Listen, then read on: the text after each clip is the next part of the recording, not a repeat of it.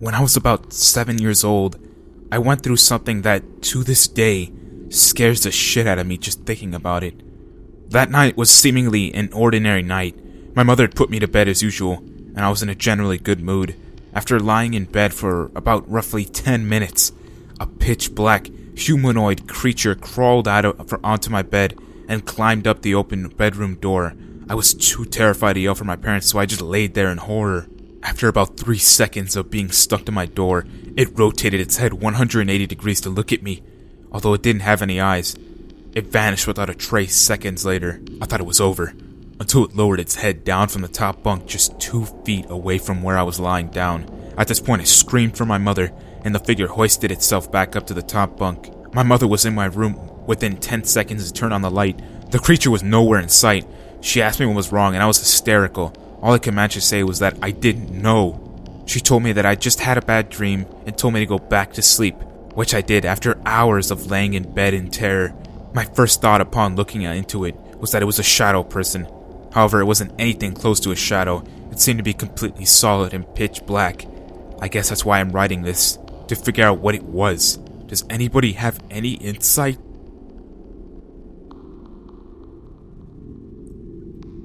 My boyfriend and I live in a block of flats, and we had gotten bored of just having our friends at ours every weekend. We'd always have takeout and have a few drinks and watch a movie. So we decided to spice it up. About a 5-minute walk away from ours, there's a massive forest, and I'm not sure who suggested it, but the next weekend we all had plans to do our little meetup there.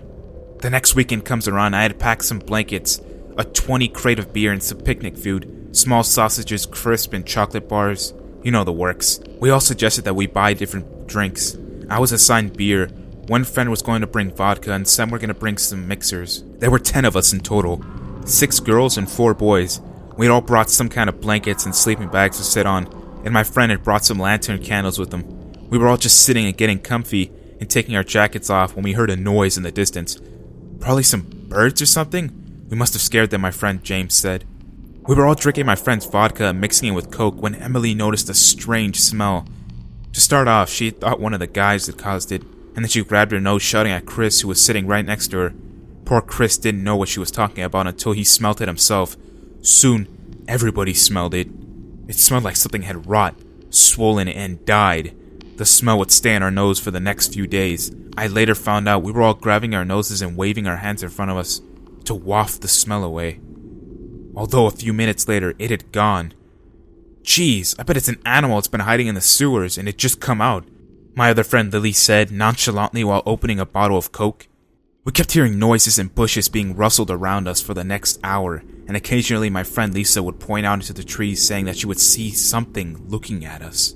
I remember one of the guys saying that it's just an animal, just looking for some food. The smell kept coming and going.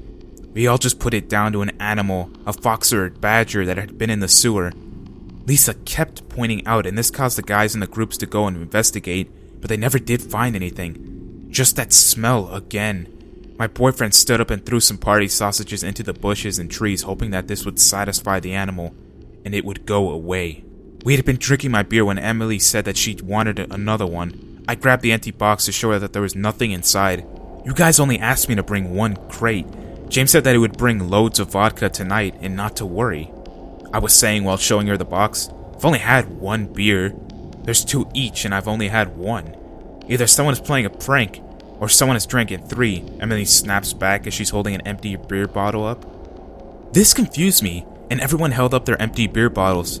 Everyone had 2 each apart from Emily. Whatever guys, I know someone has it, she says while eating a sausage. A while later the noises came back. By now it's getting quite annoying. We're trying to have a good time and this animal clearly is pissed, and it didn't have an invite to the party. And that's when we heard it. Only had 1 beer. The voice sounded so harsh, dry and raspy. It sounded like someone was trying to talk through a voice changer, and it was very distorted. That was it for us. We grabbed the blankets and ran. I swear Usain Bolt had nothing on us on the way we were running out of there. We didn't stop until we had made it to my flat security door. I hastily unlocked it and we shot inside. The fuck was that? Leon shouts as soon as I shut the door. Some kids messing around, I suggested. It had become apparent that we had left our drinks and candles there as we were rushing to go out. James went to our living room window to see if we could see what was sitting in the forest. I honestly don't know what he was expecting. I went over to the window to shut it, but that's when I glanced down onto the road. Something was blocking the streets, lights and slowly making its way to the block of flats. It looked like Emily. It looked like she had fallen over and had mud all over herself. She was limping like she had hurt her leg or she was holding her arm above her head. My stomach literally gave way, and I turned towards Emily, now standing in my living room. The look on her face must have said something because it brought everyone to the window. We all saw it. Emily started crying. We shut the curtains for the rest of the night. We tried to calm Emily down. She didn't even look like you. It's probably some girl who's coming from home from a party and had to walk down the forest, Em. I suggested. We all knew this wasn't true, though. Heck, I just wanted to try and make her feel better. I suggested watching a comedy film to take our minds off it, and we did. We didn't hear or see anything weird for the rest of the night. So here's a little background. I live in a pretty historic city. A lot of historical background, pretty well known for its paranormal background. It's a building that was once a factory. Built in 1897, the building has been turned into an artist/museum community. Cheap rent, great studio, practice space, everything. When my 3 roommates and I began to move things in and get settled, we noticed a mirror that is literally drilled into the wall. It was strange. Not only was this mirror practically embedded into the wall, but it seemed to be skewed almost like a funhouse mirror. When a person looks straight into the mirror, they appear to be level, but everything else in the background is just skewered. Again, really strange considering the mirror is completely flat. Over a few weeks we were noticing strange things, typical lights being turned on and off, doors being unlocked and opened when they weren't originally, cold areas appearing in the apartment, and we felt agitated and angry sometimes after glancing at the mirror. Also, around the course of those weeks, we found out from tenants around the buildings and neighborhoods that there was a young woman who lived in there alone previous to us. From what we were told, while she was living there on her own, she attempted suicide, possibly from the mirror driving her crazy. Though these were rumors, we didn't let them fall far from our minds. We also noticed that this had not been disclosed at the time of touring the apartment, but also not sure if that's the info that needs to be disclosed. At this point, I wanted to get this mirror the fuck out.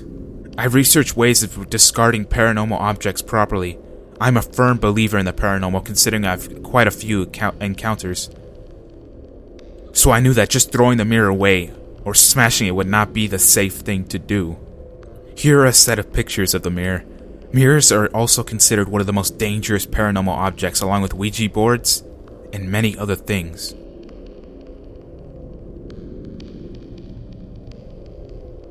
I used to live in an apartment in Ventura Country with a lady and her son. The lady told me one day that they will be going on vacation for a few weeks, and I said okay. While they were gone one night, I came home from work and I noticed before opening the door, there was a mass through the window. The mass was in the kitchen at that point, and I couldn't really tell what or who it was, but it wouldn't move, so I entered the apartment very carefully. I peeked over to see what the mass was, and it ended up being chairs for a second. I was relieved until I turned the light on, and what I saw, till this day, I cannot explain. There were 2 chairs on top of each other. The top chair was balancing on the other one, but only on one leg. That's right, one leg. I'm a man of science, and I know that's impossible, but I stood there staring at these chairs. I was so dumbfounded that I didn't even notice the chair on top of it had a huge chef knife sticking straight up. But the only thing holding the knife was the very tip of the chair. I could not explain anything that happened that night. I grabbed the knife and yanked it out. It was quite difficult though. Even though it was just a tip, it got jammed in very deeply. And then I grabbed the top chair and took it off, which was also not an easy thing to do. I put everything back and slept with all the lights on in that place. I moved out a few months after. I put everything back and slept with all the lights on in that place. I moved out a few months after because of some other paranormal thing that happened. But that's a story for another time. This is a story that my mom told us about when we first moved to Texas. After my mother had me, my parents moved to Spring, Texas, into a new house. The house was set up to where my parents' room was just down the hall of my room, and they could look down it to see me. The first night they were in that house, my mom woke up terrified. She wasn't able to move, and she looked down the hallway and she saw a black figure moving around in the hallway. She tried to get up, but she couldn't move, so she woke my dad up. Now my dad doesn't believe in the paranormal at this point, so he wakes up groggy and mad that she woke him up, as I had been sick and he was exhausted. So she told him that there was someone in the house, so of course my dad goes into the I'm gonna kill this guy mode and starts looking around. As my dad gets out of bed, the figure walked into my room. My mom loses it and screams at my dad to get me. Dad sprints down the hallway to find me in my bed and grabs me. As he's walking out of the room, the figure walked out behind him and then went through my dad. My dad said that in that moment he felt a chill as he left the room. The figure then came into the bedroom and stood at the foot of the bed. My mom keeps asking my dad, "Can you see it?" My dad is starting to get really pissed off because he can't help whatever is causing this to happen and wants to protect his family. This is the scary part. The figure moved to the side of the bed and sat down. He then opened his eyes. My mother said that they were deep blood red. Another thing smiled at her, and this black smoke came out of its mouth. At that instant, the doorbell rang. My dad ran to the door, ready to kill whoever was outside. He tried to switch the porch light on, but it wasn't working, so my dad opened the door and sees another man. The man asked if everything was alright, as he had seen what he thought was someone going into our house.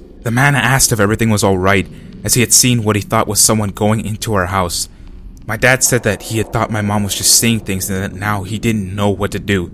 The man then said at the door that everything's fine. At that, my dad said he heard my mom with a sigh of relief and looked down the hallway to see my mom getting out of bed. When he turned around, the light had come back on and the man was gone along with the presence.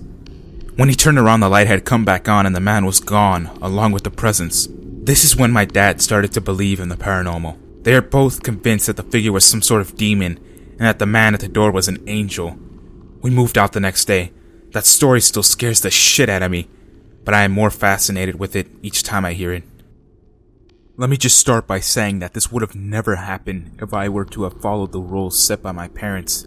I'm just a 16-year-old male and have had many encounters with spirits, but never like this. I'm going to cut straight to the chase. It was somewhere around 8:30 in the evening, so still rather early but starting to lose a lot of the daylight, and fast. I had been to this giant historic house inside of my little town, on the outside of Louisville, Kentucky many times, although my parents made it clear not to go there. I never saw anything else besides snakes and spiders, so I never thought anything of it.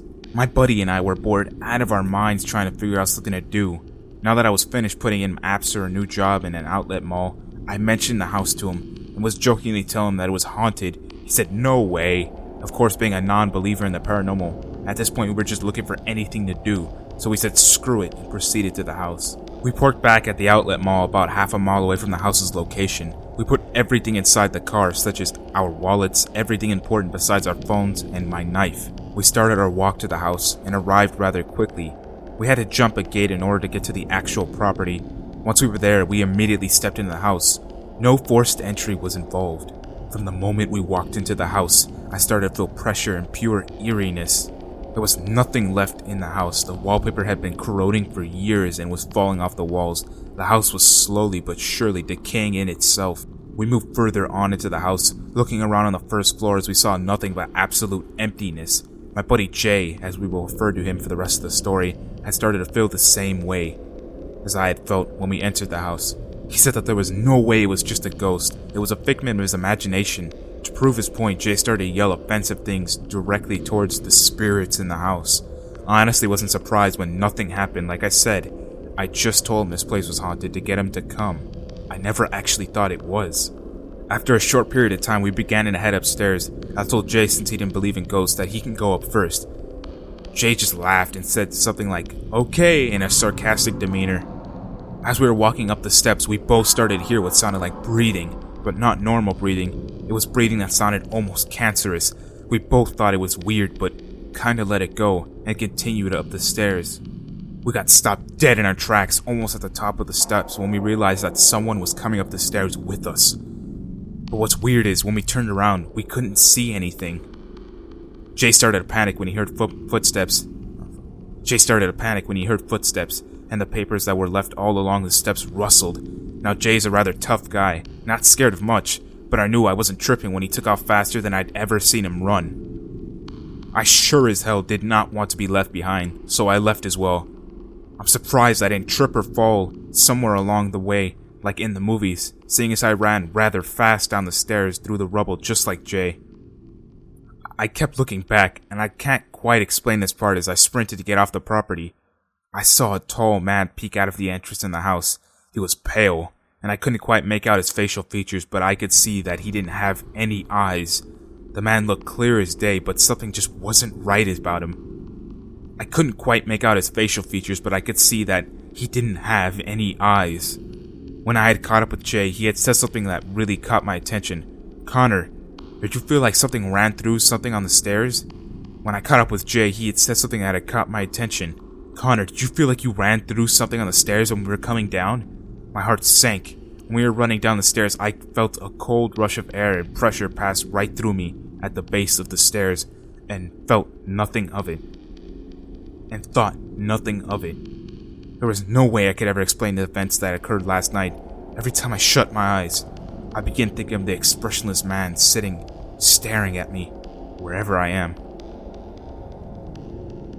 At my old apartment, I had a couple of experiences. They weren't major, and happened while I was half asleep, so maybe I was just delusional. One time I was half asleep and heard something. Maybe it was my roommate coming home. I started to open my eyes, and all of a sudden I felt this pressure on my hip. I was laying on my side, and it felt like someone was pushing me down really hard. I felt it for about 2 seconds, and then it went away. I just slept with the lights on and ignored it. And a few weeks later, I randomly woke up again and started opening my eyes, and it was pretty dark, so as my eyes were adjusting, I swear I saw a dark figure standing at the end of my bed. And usually when my eyes play tricks on me in the dark, I can tell, but this looks so real. It felt so real. I freaked out and kicked off my blankets and ran down towards my lamp. I turned it on. Nothing was there. But I slept with the lights on for the next few months.